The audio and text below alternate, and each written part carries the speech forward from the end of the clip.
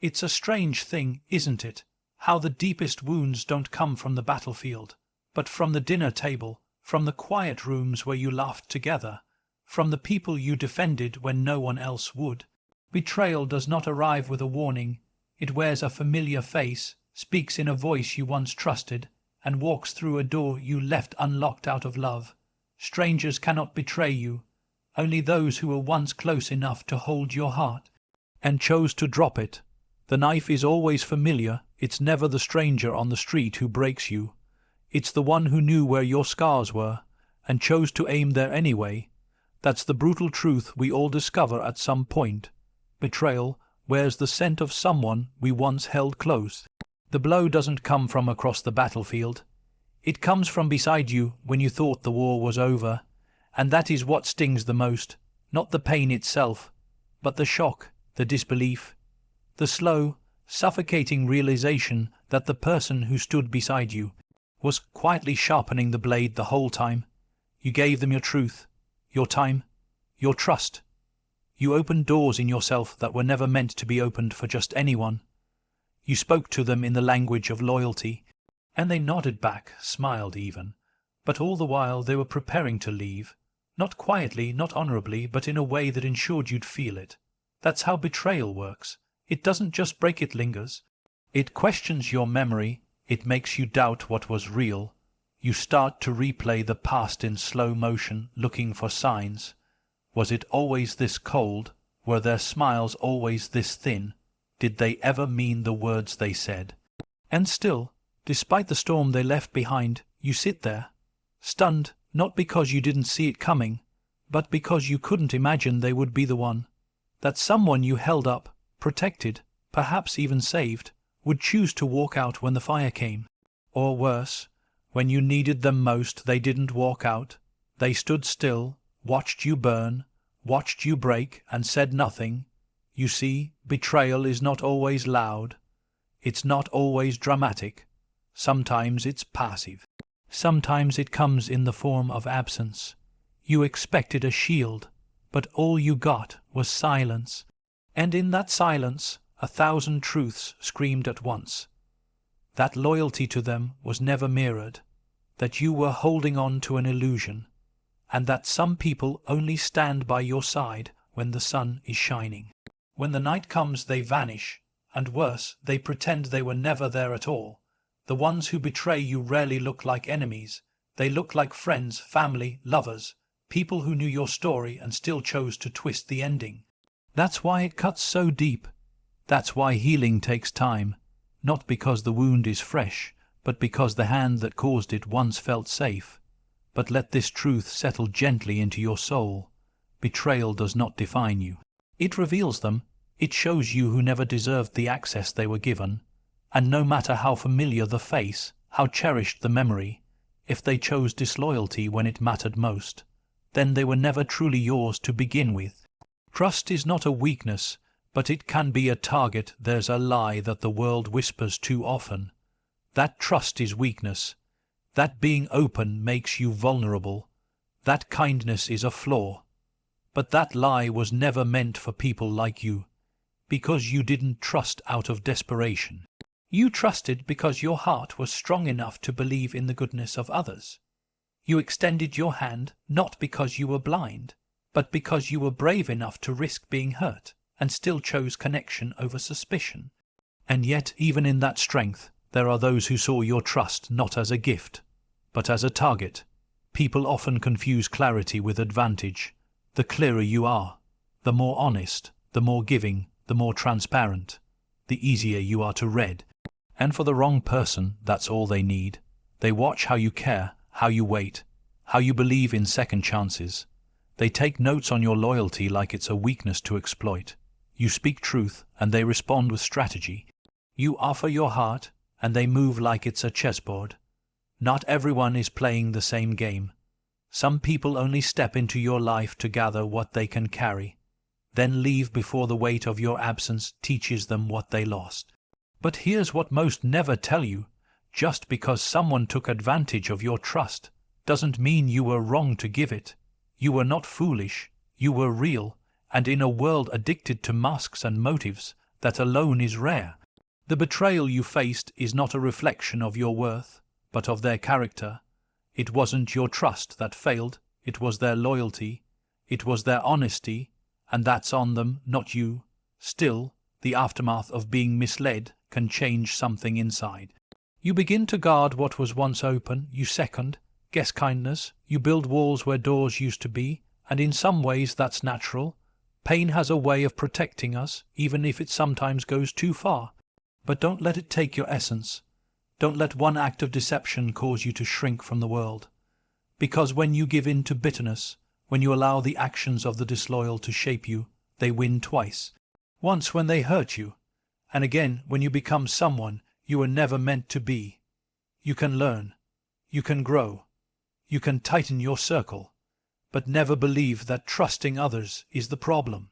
The problem is when people mistake that trust for permission to break you, and that is their failure, not yours.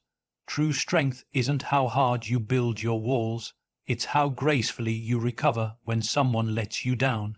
So keep your heart. Just keep it guarded by wisdom, not fear. Let your trust remain, but carry discernment with it. You don't need to stop being kind. You only need to stop letting unworthy hands carry what's sacred in you. Quiet disloyalty is the loudest crime. Not all betrayal is loud.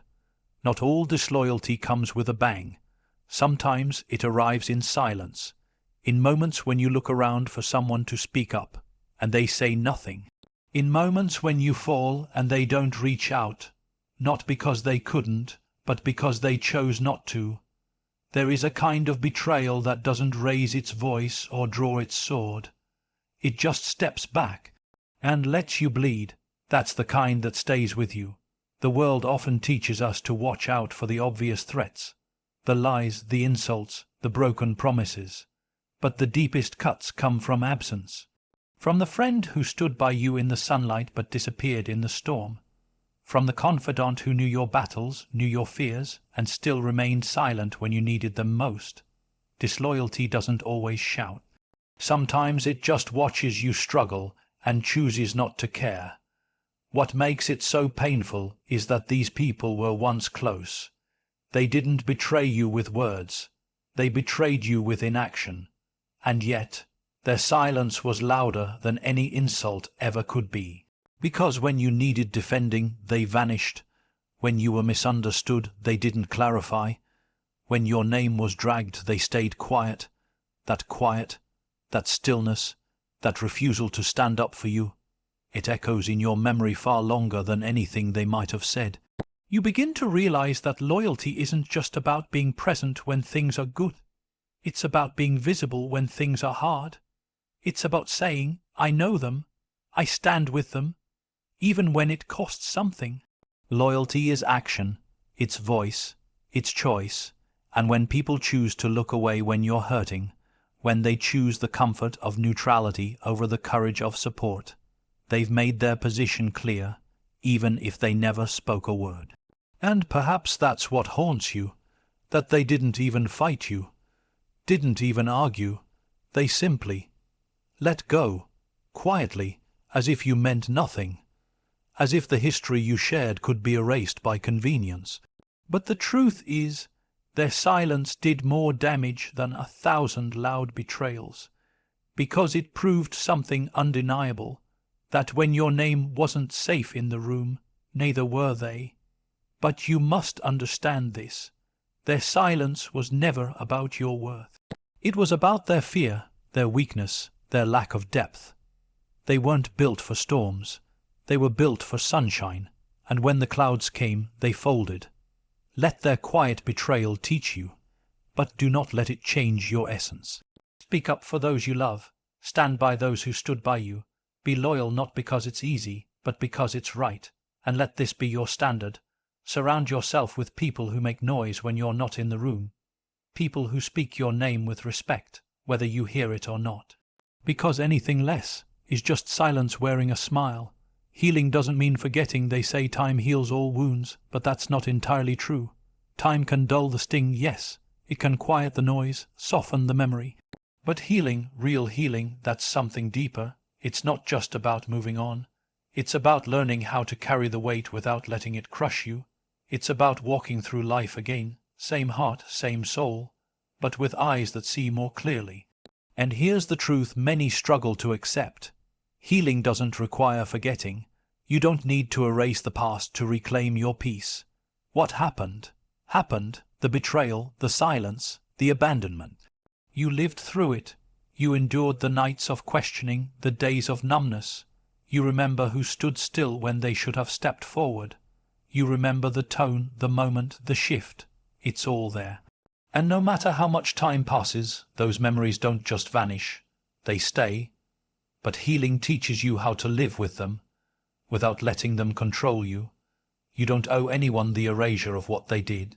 You're not required to pretend it didn't break you just to appear over it. Healing is not pretending. Healing is owning your scars without apology. You can forgive, yes. You can release the bitterness that once poisoned your spirit. But forgiveness is not the same as forgetting. It's not weakness. It's wisdom.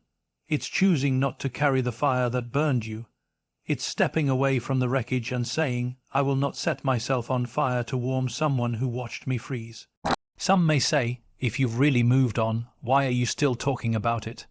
But they don't understand. You talk about it because it shaped you, because it taught you boundaries, because it revealed who was real and who was just standing close. Remembering doesn't mean you're stuck. It means you've learned, you've grown, and now you protect your peace with sharper vision. Healing also means you stop waiting for apologies. You stop expecting them to return with clarity or regret. Some never will. Some will go their whole lives justifying their silence, their betrayal. Let them. Your peace doesn't depend on their remorse. It depends on your decision to rise anyway, to live better, to love smarter, to choose joy without needing revenge. You don't need to forget what happened. You need to outgrow it. You need to let it sharpen your intuition, not harden your heart. And you need to remember, not to hold a grudge, but to hold a lesson. Because remembering teaches you to guard the gates of your soul with more wisdom. It reminds you that not everyone deserves access. Not everyone earns another chance. So no, healing doesn't mean forgetting. It means remembering with strength, not pain. It means looking back without being pulled back. It means you survived what tried to destroy you, and now you carry the memory not as a wound, but as a warning wrapped in wisdom. Rise without revenge. There is a moment. After the betrayal, after the silence, after the truth cuts through the illusion, when anger knocks at your door, and rightfully so, because what they did hurt. It rewired something in you. It took trust, love, loyalty, all the things you gave freely, and turned them into echoes in an empty room. And in that moment it feels natural to want justice, to want the scales balanced, to want them to feel what they made you feel. But that's where the real test begins, not in how you fell, but in how you rise. And if you're strong enough, you rise without revenge, because revenge is tempting, yes. But it's also a trap. It promises satisfaction, but delivers emptiness. It feeds your pain, not your peace. You don't need to destroy them to find closure. You don't need to retaliate, expose, or return the damage.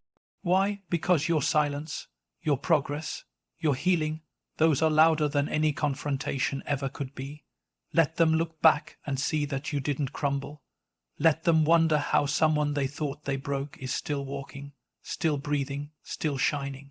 You see, the most powerful revenge is not revenge at all. It's redemption. It's refusing to become like those who wronged you. It's choosing character over chaos. It's building yourself so thoroughly that their absence becomes irrelevant. When you grow in silence, evolve in pain, and turn that betrayal into self-respect, you take back control. And nothing unsettles the betrayer more than the realization that they no longer hold power over your emotions. They may expect your collapse, they may wait for your reaction, but you give them none, because rising doesn't need an audience, it doesn't need applause, it just needs integrity. And while they may be out there justifying, twisting, or pretending, your life becomes the answer.